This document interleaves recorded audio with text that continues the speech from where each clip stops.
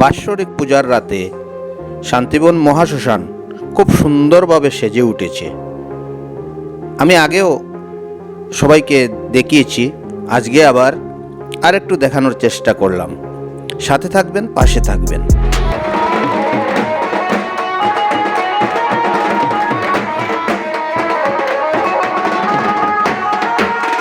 মা কালীকে নতুন সাজে সাজানো হয়েছে, নতুন অঙ্গরাজ করা হয়েছে।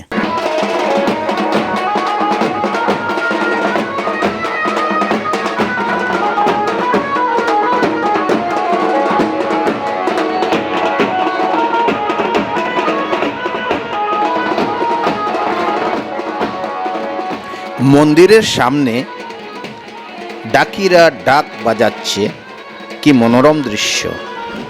পুকুরের মধ্যে ফোয়ারা উঠছে, চতুর্দিকে লাইট আছে, লাইটিং আছে, খুব ভালো লাগছে দেখে।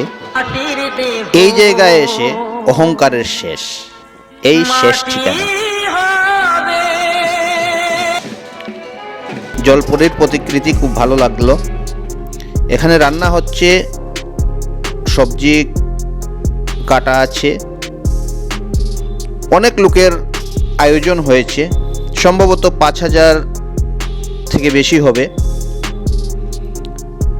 রাঁধুনিরা রান্না করছেন একের পর এক, খুব সুন্দর। কারণ প্রচুর মানুষের আয়োজন, তাই আগের থেকে রান্না করতে হচ্ছে।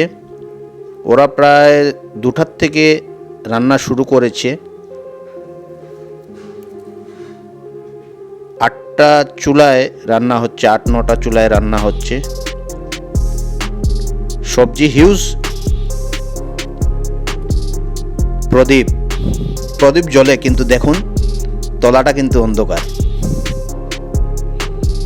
আনন্দের সবাই মেতে আছে। সন্ধ্যার পর ডাকি এসছে, ঢাক বাজাচ্ছে, মানুষও আসছেন আস্তে আস্তে।